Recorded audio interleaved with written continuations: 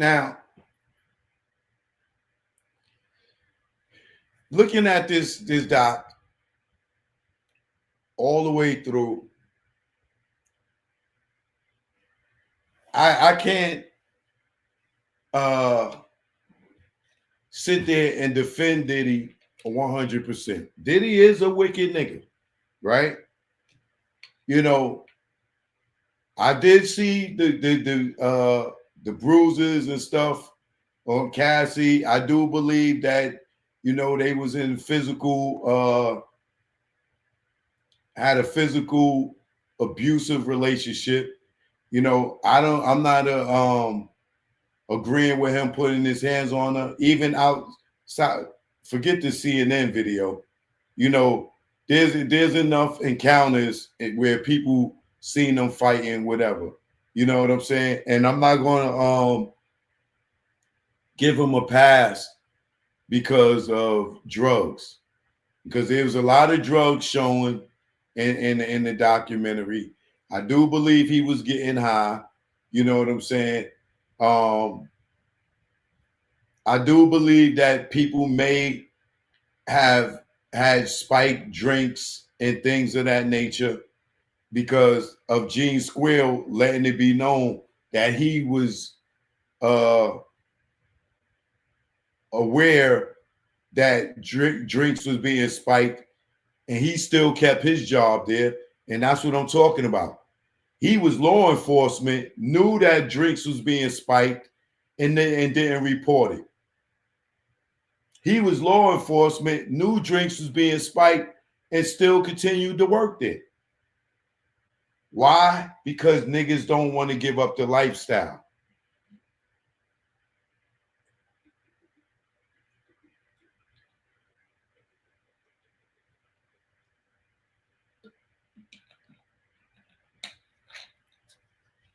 Now, another thing that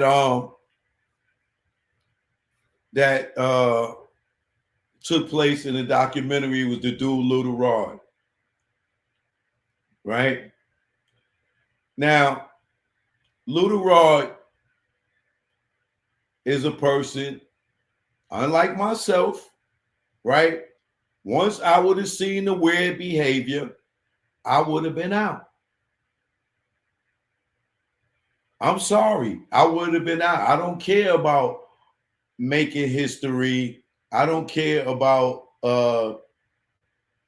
I didn't get my money, or I don't care about seeing the project get finished, this, that, and the third.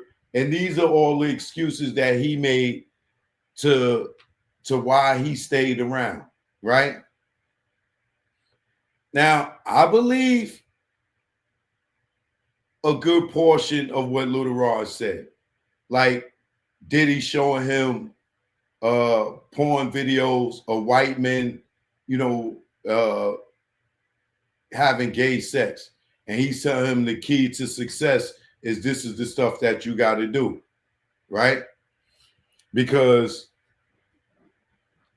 back when in the 90s, late 90s, I remember being around daddy's house because somebody that I was dating at the time was working with Harv Pierre, and they used to all be around and they used to all talk about stories how I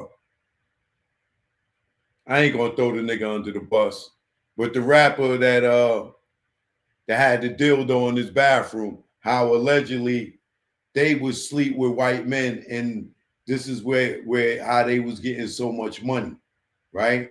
Allegedly, right? Because if you remember, that rapper, that nigga had mad jewelry, mad stuff before his album even dropped. That nigga was in rumor was that allegedly they were playing in homosexual acts with powerful white people, and that's how they were coming into a lot of money and a lot of success.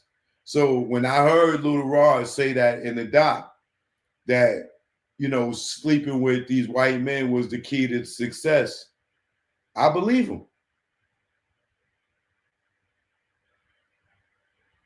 I believe him 100% because there are white men that y'all would never think that is gay, that worked in the industry that we all know, that made a lot of people in the industry powerful or successful, right? You heard Nori tell stories about going through these doors, but he won't mention y'all who the white person is that brought him to those doors, right? And if you know, you know. If you don't, you don't. But you hear Nori say, yo, he got propositioned by these people, but he won't never tell you who they are because he's still cool with them people today, allegedly, right? And you see all these rappers and so-called moguls stay kissing this white man's ass. But y'all would never think that this white man is gay because maybe because he's white, and y'all just think that they sucking up to Shay Whitey. You know what I'm saying? But the fact is, they all get proposition with this indecent proposal, and it's either you going to do it or you not. And like Nori said, when he decided not to do it, he never went platinum again, right? But a lot of these artists have circled back around with a different type of success, and they are propositioned again. And as you can see, a lot of them gave into it. Now, in Lil Rod's situation, right? He said, you know, Diddy told him, yo, this is the key to success. I know that to be true, in my opinion, because I've came in the game with most of these niggas. I seen Diddy at Uptown Records before he even had Bad Boy. You know what I'm saying? So I've seen these guys go from regular niggas who never got high, who never was drinking, to some of these niggas start drinking, some niggas doing drugs, some niggas doing hard drugs, some niggas doing ecstasy and Molly and all this stuff, and then you see their sexuality change. So I believe Lil Rod when he says that, you know, Diddy may have allegedly told him, you know, or showed him gay porn and was like, yo, this is the key to success. In this industry, yeah, because I've witnessed weird niggas coming on to me, executives at the networks, CEOs and labels, and other rappers, and they all, you see them all be together all the time.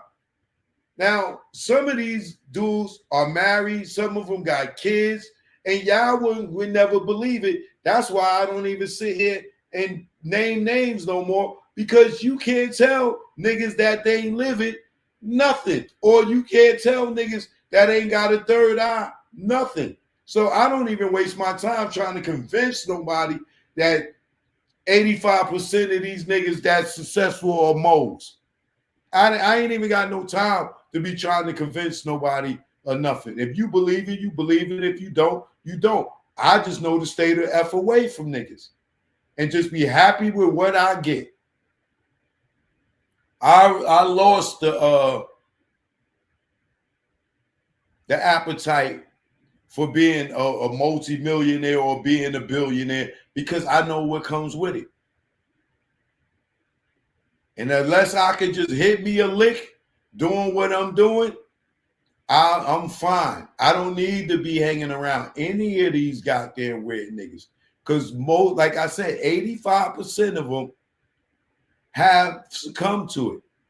Now, When you look at Little Rod in the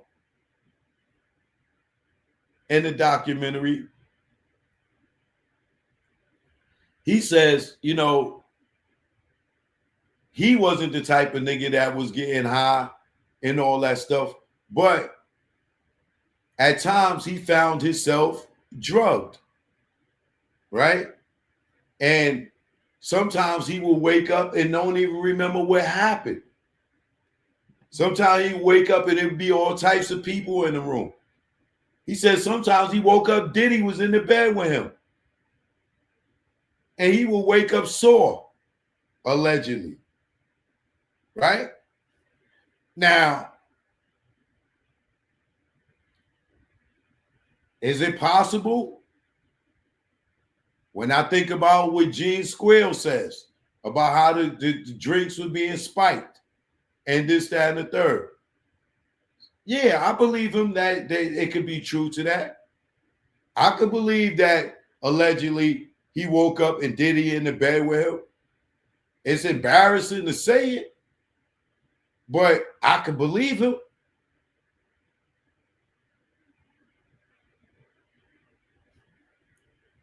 But where I draw the line at with people like Little Rod is, okay, you wake up and the nigga in the bed with you. When do you quit? When do you call the police? You know, if you saw in your culo and you ain't knowingly have sex with a dude and let him run up in your back pockets, but you wake up to a nigga in the bed with you and your back pocket is ripped or sore, however you want to call it, why continue? And what he said, oh, I wanted to finish the album, you know, because, you know, the nigga promised me a house next to his. Oh, the nigga said that I'm going to get a Grammy. So you sacrifice your integrity, your manhood, because of fame. Because you promised the world.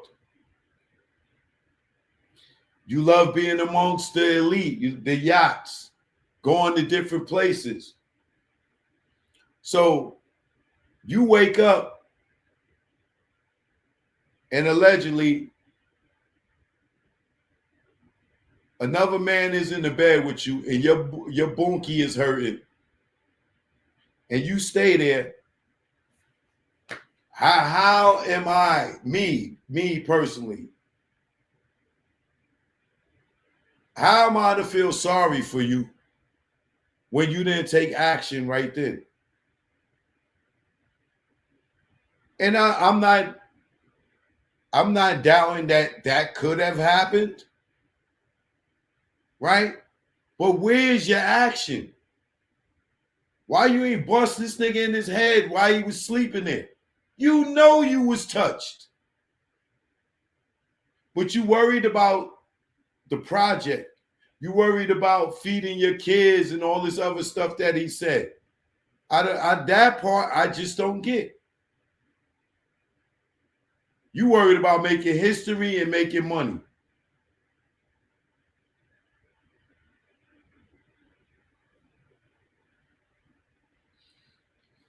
I'd have stomped the campfire out that nigga.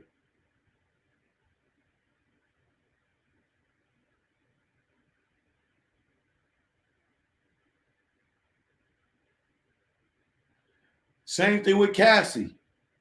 I feel bad for her. I feel sympathetic for her that she got kicked all in her ribs and all this other stuff and got beat up. You know what I'm saying?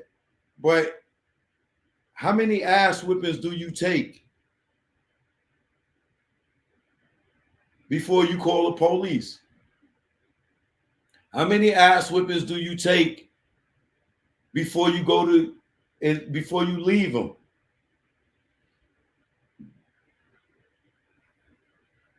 How much drugs do you consume? I'm not saying Diddy's an angel. That nigga's far from an angel. He got his demons. We seen it. I see it.